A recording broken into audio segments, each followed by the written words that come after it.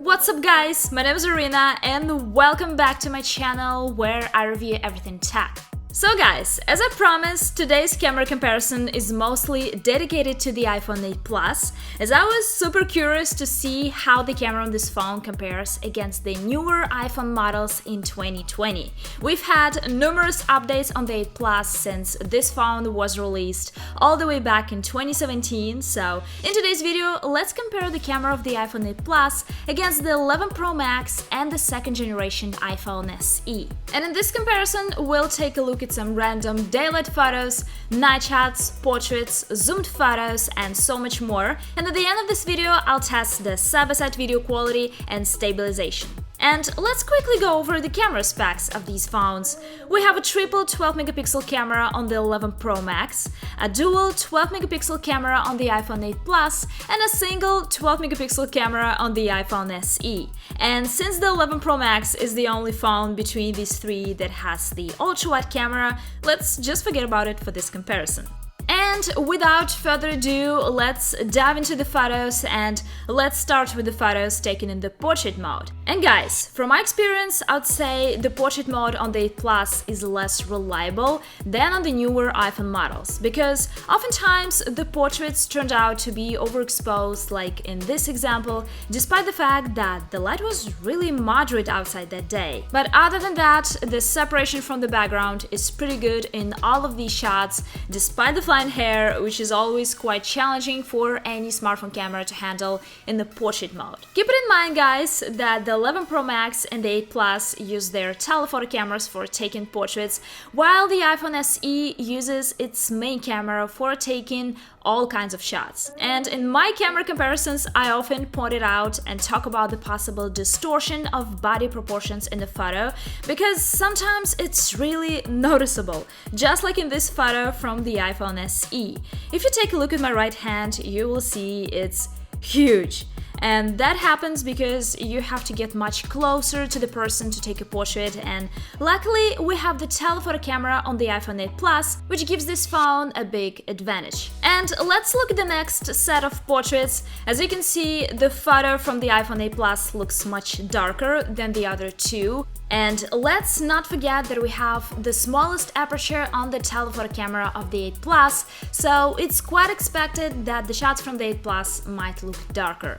When it comes to separation from the background, my helmet is a little bit blurred in the shot from the 8 Plus, but I'll be honest with you guys, the same thing sometimes happens with the portraits from the 11 Pro Max as well. There's just no such thing as a perfect camera software at the moment. And let's look at the last three portraits, and I would say this is the best shot from the iPhone 8 Plus so far, especially in terms of exposure. However, I still can see some overexposed areas in the shot. Once again, the 8 Plus produces the darkest shot between these three, and my hair looks much darker than in real life. But guys, don't get me wrong, I'm not saying that the portrait mode on the 8 Plus is bad, but it will probably take more efforts and time to get a really good portrait, while with 11 Pro Max you just point and shoot. But when it comes to random daylight photos, here we have an absolutely different situation, since most of the time we get really similar photos from these three iPhones.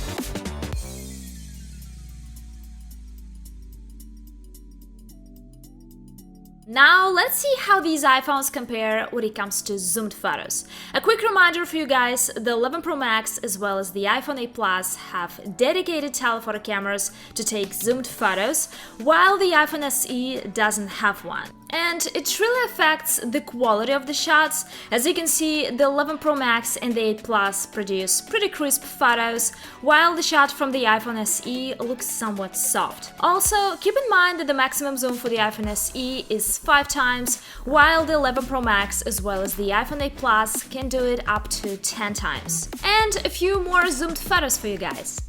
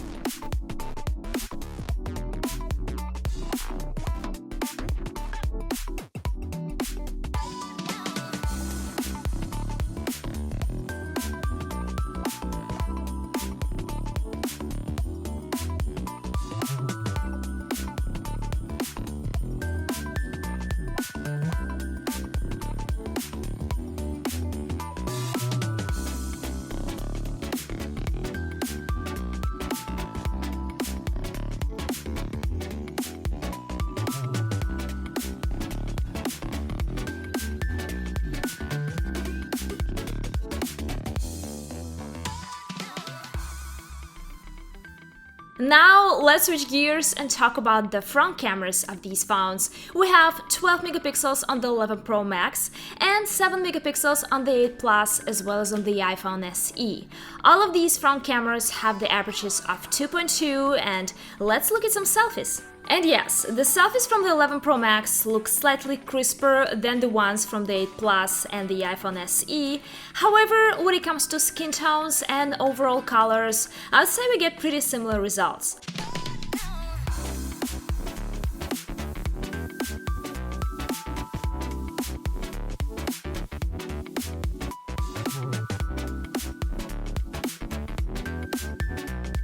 By the way, we don't have a portrait mode on the selfie camera of the iPhone 8 Plus, but I personally never use the portrait mode on the selfie camera, so it doesn't feel like I miss it on the 8 Plus.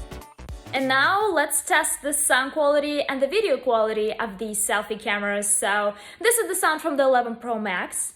And now I'm switching to the iPhone 8 Plus, so this is the sound from the 8 Plus. And finally I'm switching to the iPhone SE, and this is the sound from the iPhone SE. What do you think, guys? And next, let's move on to the night shots. The 11 Pro Max is the only phone between these three that has the night mode, and these shots were taken when it just started getting dark, and I would say we have pretty good shots from all of these phones. And then it got really dark, so the night mode on the 11 Pro Max really comes in handy here, since it gives us the most crisp shot between these three. Also, the photo from the 8 Plus looks a little grainy at the corners of the photo, and when it comes to the shot from the iPhone SE, I would say it's something in the middle between the 11 Pro Max and the 8 Plus in terms of quality. And let's look at the last three night shots, and I would say we have a recurrent pattern here. Moving on to the videos, guys, and let's start with the stabilization test. First, let's see how these phones compare when it comes to 4K videos shot at 60 frames per second. And as you can see, the video from the 8 Plus looks quite bumpy, while the 11 Pro Max and the iPhone SE produce really smooth videos. But guys, no worries, the iPhone 8 Plus could do much better if we switch to 30 frames per second. And now, as you can see, we get a much smoother video from the 8 Plus, but let's face it, it still looks bumpier than the videos from the 11 Pro Max and the iPhone SE. And a few daylight videos for you guys.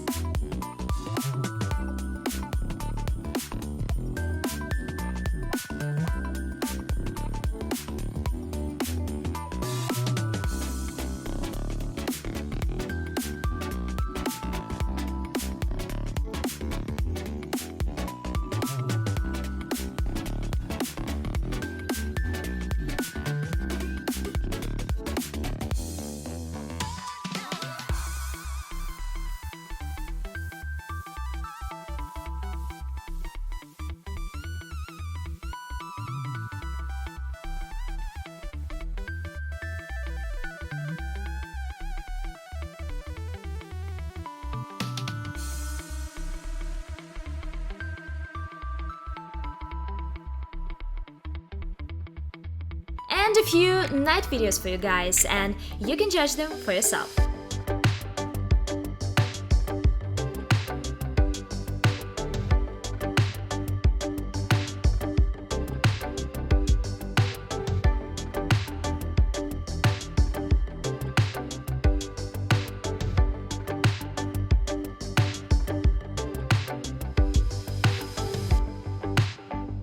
So these are all the photos and videos I had to show you guys, and if you ask me, I think the camera performance on the iPhone 8 Plus is still pretty good in 2020, especially when it comes to daylight photos and videos. Also, the 8 Plus has the telephoto camera, which makes this camera setup even more valuable since, let's face it, some of the newer and more expensive iPhone models just don't have it. Yes, the newer iPhone models have even better camera performance, but that would be kind of weird if they didn't, right?